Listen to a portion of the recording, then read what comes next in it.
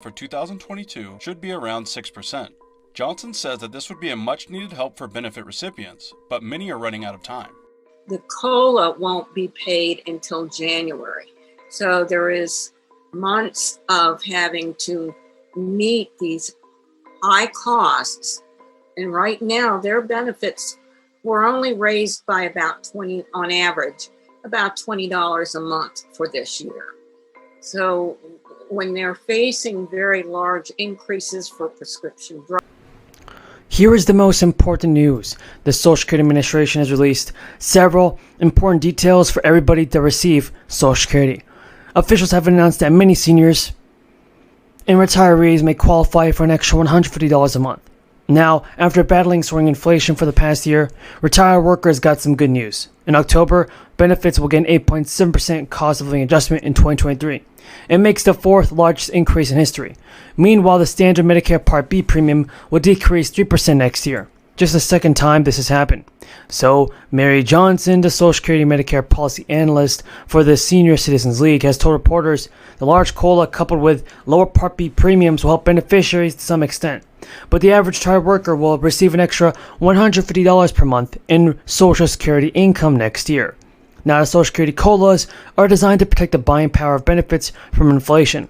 Unfortunately, inflation remained near a 4-decade high for the better part of the past year, and the 5.9% COLA applied to Social Security benefits for this year has failed to fully offset the impact of rising prices. It just means retired workers essentially took a pay cut this year, as they had to spend a greater portion of their checks to cover the increased cost of groceries, electric, and other goods. Fortunately, the Social Security recipients will get an 8.7% raise next year. This will boost that average benefit for retired workers to $2,000 a month. According to the SSA, the average retired worker will receive an average of $150 in benefits. Now, this year, the standard Medicare Part B premium has got some important information. It increased to $170 a month, making one of the largest price hikes in the program history. The figure easily topped the 5.9% COLA applied to benefits, meaning retired workers have spent a greater portion of their monthly income on medical care this year. Fortunately, the standard Medicare Part B premium will fall again to $164 a month, meaning most beneficiaries will save about $5 to $10 on average. Over the course of the year, that's a lot of money. Now, that may not seem like too much, but when combined with the average additional increase in income of Social Security, the retired worker can actually get a whole bunch of more money. That's around $2,000 more next year. And also, the Biden administration has decided it will ask the Supreme Court to revive its Student Debt Relief Program, as it fights to reverse lower court rulings that have upended its plans to forgive up to $20,000 debt to tens of millions of people. The Justice Department has said in a court filing this week that it planned to ask the Supreme Court to reverse an injunction that was issued by the 8th Court of Circuit Appeals. So the justices have twice rejected primarily requests in other lawsuits to block Biden's debt relief program, and the lawsuit now is heading to the Supreme Court. It was just brought up by 6 Republican officials who were trying to stop Biden from doing this. They slam him as unfair and unconstitutional, but the White House is still weighing a decision about whether to postpone or restart monthly payments and interest for most of the student loans in January as planned. Student activists and advocacy groups have urged the Biden administration to make clear that it won't restart the payments while its debt relief program remains in limbo.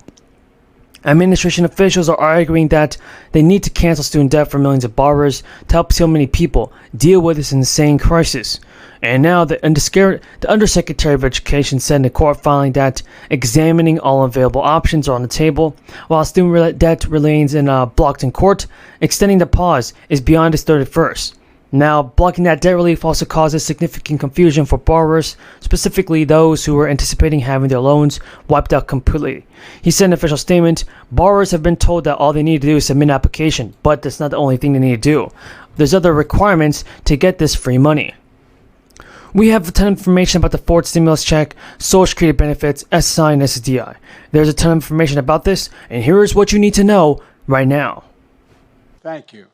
And from the 9th District of North Carolina. And a special thanks to members of my staff and their young children who are here today as well. Matter of fact, if you look, you see that dog up in the balcony there, that German Shepherd? That's my dog, Commander. I was worried if he came down here with all of it, he just do nothing but kiss you and lick you. But he may go after the turkeys, so I kept him up there. But we're joined by another group of kids, as I said, from students from Brooklyn Middle School. The reason they're here in Washington, the reason they're joining us today is, you know, they were invited a couple years ago to come, but because of COVID, we couldn't have it. So I'm glad you guys came this year. Thank you very, very much for coming. And we're also joined by students from the 4-H programs of Virginia and Maryland and the folks from the National Future Farmers of America. I want to thank them for being here as well. But before I gobble up too much time, I didn't mean to get started, man. Don't start on it. And by the way, that's my grandson, Bo, up there, and my granddaughter. Don't let him jump. At any rate, you know, we got to get on with this. First of all, the votes are in. They've been counted and verified. There's no ballot stuffing. There's no foul play. Towards a fourth round of payments. So we have some good news. President Biden's administration is actually going to renew its push with lawmakers to secure crisis funding this week. That's according to a White House official that told CNN that following inaction from the Senate on a $10 billion funding package, it is likely a deal will be reached very soon. The White House official has said as Congress turns back to work, the Biden administration will be focused on working with lawmakers to secure funds to keep aid flowing and continue protecting the American people from the crisis. The Biden administration has been sounding the alarm for weeks that additional funding is needed to continue the federal crisis, even as it seeks return to normal. The Biden administration also requested $22.5 billion in supplemental crisis relief funding in a massive government funding package, but it was removed from the bill. It included funding for the crisis, testing, and treatments. Negotiators were able to reach an agreement on a scaled-back $10 billion package, but Congress left Washington earlier this month without passing a bipartisan bill amid a disagreement over some policies.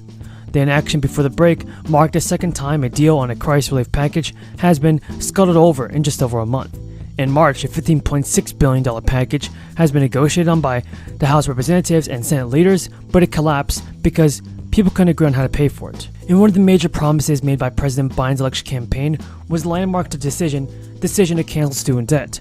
Over a year into the presidency, and nothing has happened of that sort. It has been proven to be a major stumbling block for the Democrats as they approach the midterm elections in November. After canceling much of the crisis-era spending plans, voters who are not inspired to vote for the Democrats, and a large-scale defeat is extended.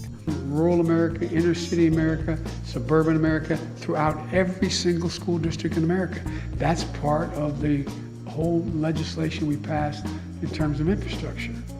It started now, it's going to create millions of jobs as well, for real. But again, we got to get in the 21st century. We got to move. And the budget I propose supports schools, supports students, and supports you.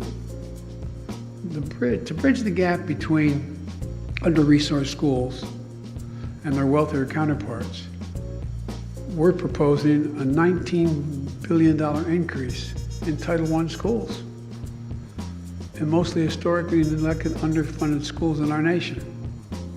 We gotta let them catch up. That investment would more than double the current funding